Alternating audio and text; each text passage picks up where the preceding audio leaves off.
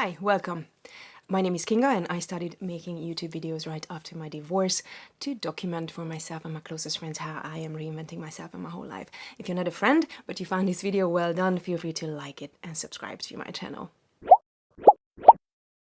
I'm sort of inviting you to this early morning session with me. I'm still wearing my gown. I'm just about to go and take a shower. Basically, since I took up this extra job, which requires me to get up like 3-4 o'clock every morning during the week, I'm unable to stay in bed after 6 during the weekend as well. So I've already done a lot. Did my exercise, had breakfast, I even already had lunch. Yeah, so to the point. In this video, I wanted to talk about, that saying that you hear everywhere that a relationship requires work.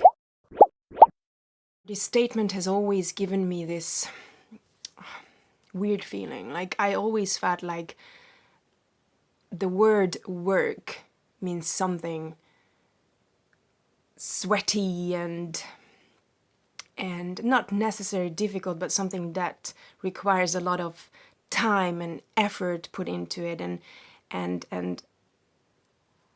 there's just a lot of energy involved in the word work that I never really thought I would want to relate to relationship and love and romance and all that. So I've always been kind of saying to my friends that I don't want a relationship that requires work in that sense. I want my relationship to just work smoothly and easily, and like I want to find that partner where you just come together and it feels like home. Obviously you're gonna have arguments, disagreements, whatever, but still it has to have that flow. And my life and all my relationships throughout my life have proven me right, in a sense that every time I found a love in a relationship that required work, and I was kind of forcing myself, because at the same time I was willing to put the work in, I was forcing myself, it never really turned out well and long-lasting. Most of them didn't even reach the 2-year mark. And yeah, just every time when there was a lot of work being required to put into making it work, it just, there was something off about it. And so I think we kind of need to separate what do we mean, or we need to define what do we mean by putting work in, or what do we mean by working for or in a relationship to make it work. I think as long as it means that sweaty hard work kind of thing, when you kind of in a way go against your will in certain ways, you're making sacrifice. Oh, this is the other thing I always say, I'm not willing to make sacrifice. Just the word sacrifice is just, it has the same vibe to me. It's just something that's not gonna feel good. Compromise, that's another thing, but maybe because I'm not a native English speaker, I might not have the right definition for the word sacrifice and compromise, but both words give me this off kind of vibe or feeling, and I've been kind of against sacrificing for relationships and also compromising. I've been telling my friends that I don't want to compromise, but then I kind of understood that compromising has sort of like a smoother, softer definition of making things that you're doing it for your partner. But back to the word work in a relationship. So it's just, I think we have to separate the two definitions. One is like when the work is like it's something that requires a lot of effort. It's not something that comes within and automatically and smoothly from you.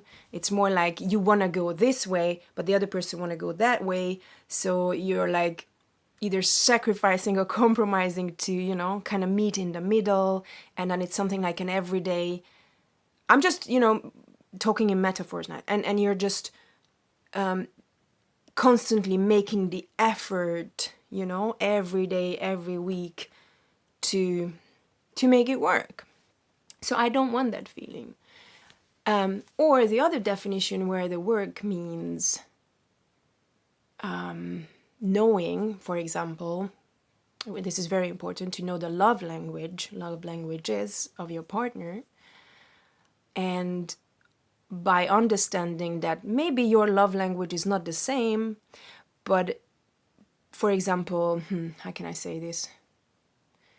For example, physical touch. Your love language, let's say my love language is not physical touch, which is not true, but my partner's is. So for me, touching all the time and caressing and hugging and stuff may not come as natural as for the other person, and that may not be my primary way of showing affection and love to my partner, and it's also not the way I'm expecting his love to be shown towards me, but that's his way of expressing it and needing it and all that stuff. And because I know this, because we have discussed it, because we are smart, intelligent people, I am willing to make the effort, right, to, like when we sit down next to each other, and I will consciously choose to focus on showing my affection physically to my partner as well. So that kind of work is okay, right? I think. But when the work is about, for example, the other person is doing drugs and you're totally against it, and then you think you're so in love, you're so dependent on this relationship that you're kind of willing to close your eyes at times when the other person is using drugs and, to make it work. Or when there's like physical abuse, violence in a relationship, and shit happens, you get beaten up, whatever, and then your heart, your body, everything is broken, but you're still not leaving, you want to make it work. In these situations, there's no fucking point. Just don't, it's, and also like those kind of relationship, okay, we don't have to go to extremes like using drugs or being physically abusive, violent to your partner, but like it could be something more subtle, even like just basic communication doesn't work between the two, for example, for whatever reason. And then every time there's like a huge argument and whatever, and then after that you have to sit down and talk about it, and we're gonna do it differently, we're gonna try, but let's stay together. When there's a lot of efforting, when there's a lot of resisting, when there's a lot of sweaty hard work required, that's when you just gotta let it go. And I also learned it the hard way. Those relationships will never work. You need to find that partner, and I believe everyone has that, not just even one, but maybe many, many more potential partners for a relationship where you come together and it just feels smooth and easy. I'm looking for that smooth and easy feeling. It doesn't mean everything's going to be rosy and perfect, but it's going to be smooth and easy. At least you can communicate. You might fuck up one day, but you know how to get back. You know where you made a mistake. You can work on you. So the conclusion is, and in one of his talks, Dr. Joe Dispenza said exactly the same, and I was like, yeah, I agree. This is something I've been saying to myself and my friends all my life. It's not the relationship that needs work. It's not the relationship that you need to work on. It's yourself, and for your partner, themselves. Because when you work on yourself and when you prioritize yourself and your well-being, physical, emotional, whatever well-being, overall well-being, you come to this place where you are feeling good and happy and balanced and in sync and in alignment with your higher self. Let's go spiritual. And the other person is doing the same, and you come together like that. Probably nothing's going to piss you off. Nothing's going to get you mad. You're not going to be looking for love from the other person because you're going to love yourself enough. And this is something that I've seen a lot of women struggle with, and I heard a lot of my male friends telling me about past girlfriends like this. So I've seen this pattern on myself included. with women that we have this problem with. This is not a gender thing. I'm just talking about what I've seen, okay? Because we women are more emotional creatures, and also we have to deal throughout our whole life with this hormonal balancing and imbalancing and the whole cycle that we're going through. There's just constant change in our body, and it's gonna make us more emotional than normally guys are. It's going to affect our mood. Everything is going to affect our mood. Our periods, pre, post, during, all that stuff, right? I mean, if you don't agree with me that we are more emotional, or it's kind of harder for us to be stable than for guys, then I don't know what else to tell. I think that's how it is anyway. So because of that, we are more sensitive creatures as well, and I've seen a lot of women, including myself, struggle with this self-love kind of thing, in certain periods, or during certain times in our lives, or maybe every month, whatever, and I think most of our buttons are being pushed. Most of the triggers that we experience are actually coming through relationships. And that's when all these things can get out of hand, is when you're kind of not feeling that loved, or you're not being able to give yourself that self-love, or you're not in that happy place. You're kind of expecting the other person to love you, or you're kind of expecting that attention, that love, that whatever from the other person. But they may not get it. They may not be able to give you right at that exact moment, or they may give it to you in ways that you are unable to translate in that certain moment, because you may be expecting a certain reaction, but they're going to be reacting in a different way. Doesn't mean they don't love you, but they are their own people. They are their own person. They're gonna be doing whatever, right? But you're expecting, I've seen this with women and myself, like you're expecting a certain kind of reaction, or a word, or a touch, or a whatever, and then the other person is busy with something else, and they're not gonna be able to give you, or they're gonna show their love through different ways, whatever. Basically, your needs are not being met, and you may explode, you get upset, you think they don't love you, or da da da da da, and then there could be some drama. And poor guys, because most of the women I've seen, I'm not saying every woman is like that, but I've seen a lot of women doing this, including myself, I keep saying. That we are kind of, what's the word? We're trying to provoke a certain reaction out of the other. Basically, it's always just a cry for help. Every time we react in a very crazy way, it's always a cry for help, for attention, for love. And I've been struggling with this, To me, it came from feeling abandoned and left by my father. Reality was my parents got divorced when I was 2, 3, and it was obvious that I'm going to stay with my mom because I was so young, and then somehow they separated us, which wasn't the wisest thing, but whatever. And my 4-year older brother stayed with my dad. And there was, because he was 6 years old, the jury, is it called the jury? The lawyers, whatever, they said that he is not at the age when he can and has to decide himself who he wants to stay with. Very stupid shit, right? But basically, what I was observing as a 2, 3-year-old, and I have vivid memories, so it was very traumatizing probably, is I've seen my parents constantly fighting over my brother. And because it was obvious who I'm going to stay with, no one was fighting over me. But at that stage, as a kid, I kind of felt like I'm not as loved and wanted by my dad. I'm not worth fighting for. I'm abandoned by my dad. And whatever kind of relationship you have with your dad is going to affect and define how you're going to have your romantic relationships with guys. That's what I think, at least. Okay, I'm not an expert, but that's my experience. So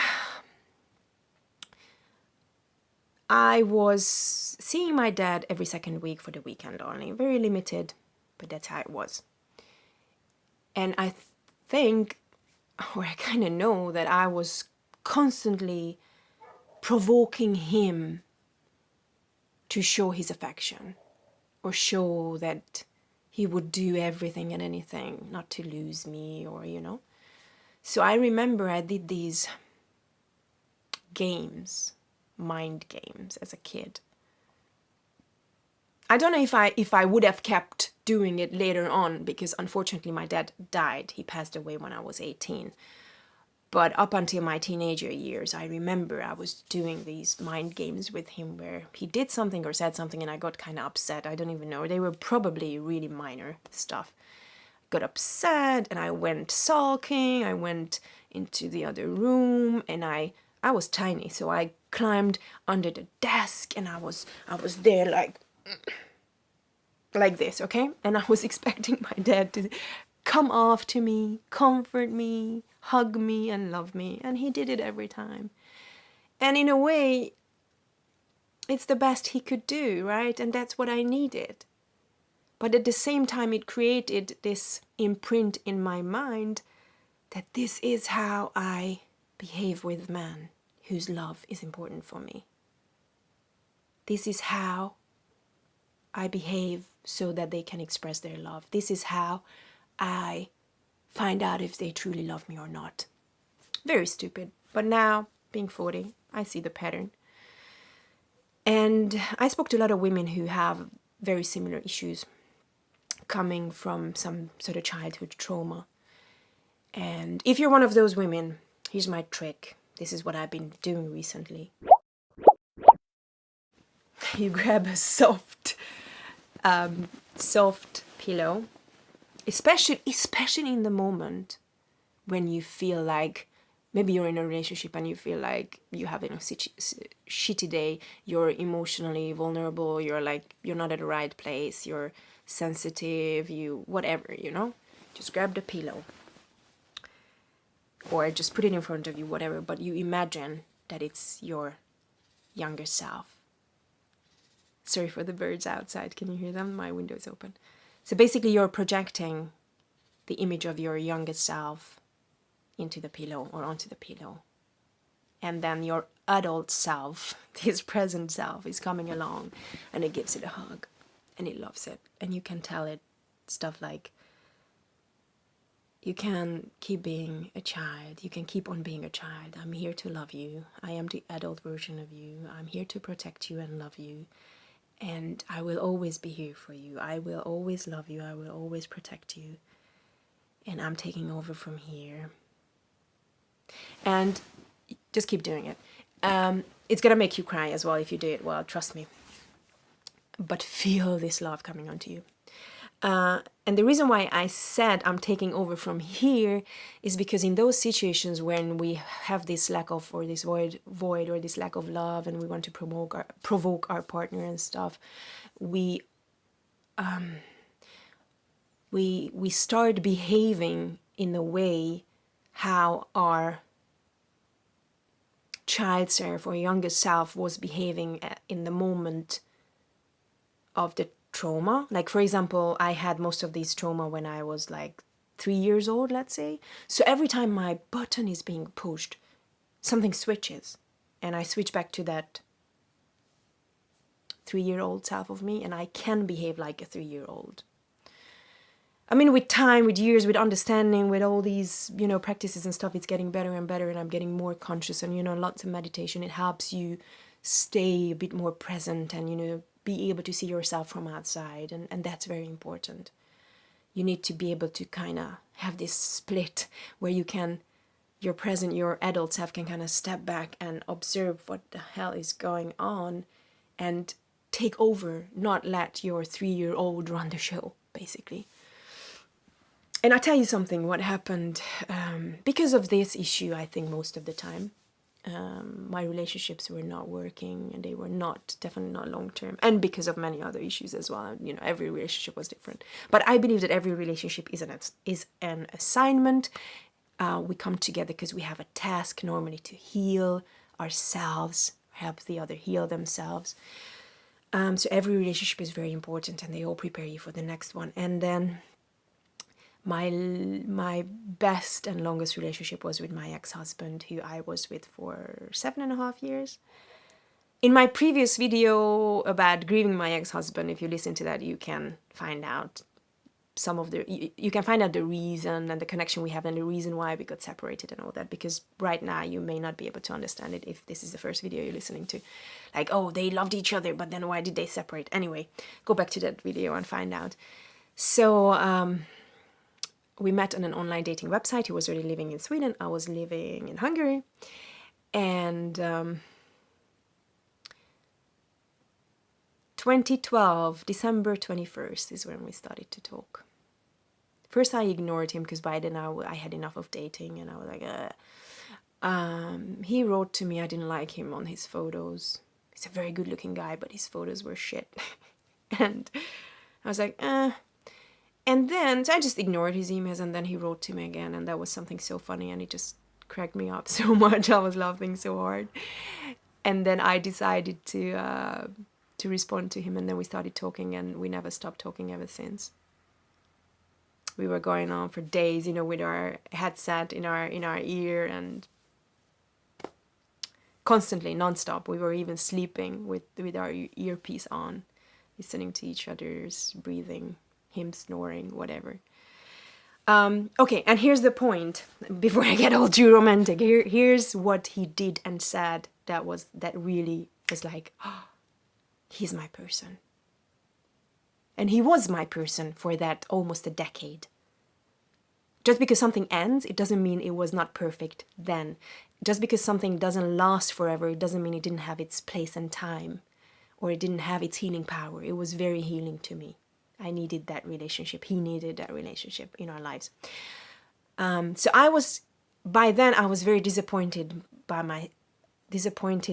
myself and my actions and my relationships, and just overall by guys in general. And at one point, very early, I told him on the phone that, my biggest fuck up is I do this. I described the situation to him, and I told him, I kind of go under the desk and I sulk, and I'm expecting someone to just love me and hug me and tell me nice things. And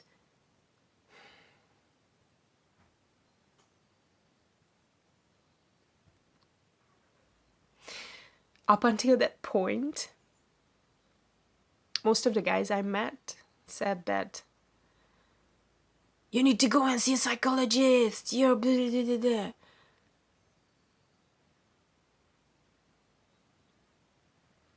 Do you know what he said when I told him this? He said, Kinga, don't worry. I'm gonna come under the desk with you, and I will be sitting there with you. And I'm gonna love you there. I don't know if he said love you because it was too early in our communication, but he said, I'm gonna climb under the desk with you and I will be there.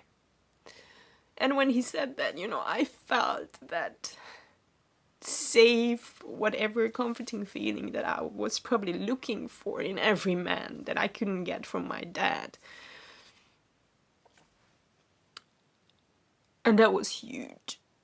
And that was like, I knew he was my guy at that point in my life. He was the person I needed to meet. He was the person I needed to spend a couple of years with in order to heal a big part of me. And I did this kind of mind game with him. Not intentionally, guys. It's more like it just takes over. You can't really control it. So I did it a couple of times in the beginning of our relationship, and after that, not too often, maybe once a year, just before my period, when I was going a bit crazy anyway with my hormones. But he always knew how to handle it. Because he loved me.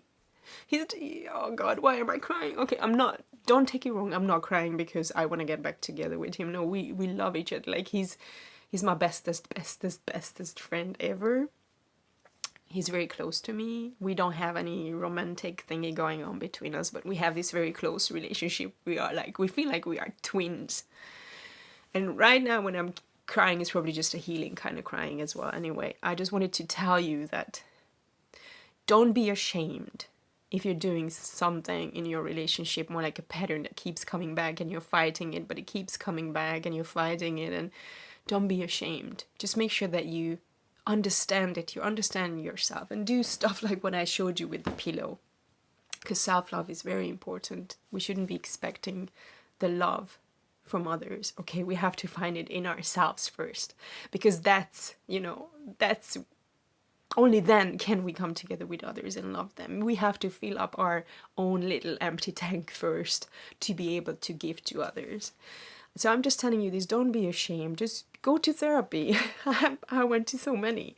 Work on yourself. Find that inner peace. Find that balance. Find that way of being able to see yourself from outside. Meditate a lot. Find that way to be able to take over when the 3-year-old or whatever wants to take over. And love yourself. Sometimes it's hard, I know. Sometimes we just don't love each other, ourselves. And then when that person will come, that person, not that person, but that person, he may also trigger it in you a couple of times, right? But he's not going to do it intentionally. And he may trigger it, but then he will also be able to offer help with it. Just be, before I go very snotty, I need to finish this video, so be very open about it. Just like if you had like an STD. Just like if you had HIV, you need to be very upfront about it before you enter a relationship, right? It's like your responsibility. So I know you don't want to fuck it up in the beginning. You don't want to like throw all your flows onto the other. I'm not saying you have to follow what I'm saying. It's just, this was my way of doing it. I just felt more comfortable not finding out much later on in the relationship how he would react. I just wanted to put everything on the table and know his reaction, and then it would tell me if it's worth for me to get into it or not. But the way he reacted, what he said, it just really showed me that he's a very loving, caring individual, and he would be willing to be there for me even when I look like I don't need it, but I need it the most. Because when we are the hardest to deal with, the crankiest, the most irritated, the most ugly and whatever, that's when we need a hug and love the most. When we look like we are pushing it away, that's when we need it the most. And we need a partner who is going to understand it. And I know it's hard to love us at certain times, but it would be nice if that person, even if they couldn't kind of love us when we are sort of ugly, but at least they could sort of understand that, okay, this is how my ex-husband explained it to me after we got divorced. He was like, Kinga, when that happens, I just know it's still you, but you are having your moment. And I just stepped back. I keep quiet, but I'm comforting you with my presence. I'm not leaving you, and I make sure that I show you that I'm not leaving you. I'm there for you, but I let you have your thing. Because I know that once you calm down, you will come back to me. You will say you're sorry, you apologize, and everything will be back to normal. And through his healing and loving ways, I was able to manage it better, and I was able to heal it a lot. It's not completely gone, but it's more manageable. And through a lot of meditation, a lot of self-work as well, inner work. So I wish you find that guy for you. That whatever you struggle with, he will help you heal. Because that's what relationships should be about. They will always make us face our challenges, and they will always trigger us in ways that we may not be triggered when we are single, but it's all in the interest and the sake of our growth. So use relationships for that. Know that they are there to hold you a mirror, help you see stuff, and help you heal. But I wish you find your guy or your girl who will be able to offer that safe container for you to do this growth and healing in. That's for today. I gotta go take a shower. Thank you for staying with me. Thank you for listening to this video, watching it, and feel free to like it, subscribe to my channel, share it with others, comment, whatever you want to do with this video. And hope to keep in touch. So don't forget to subscribe, and you can also click on the bell sign. Hope to see you next week maybe. Take care. Bye bye.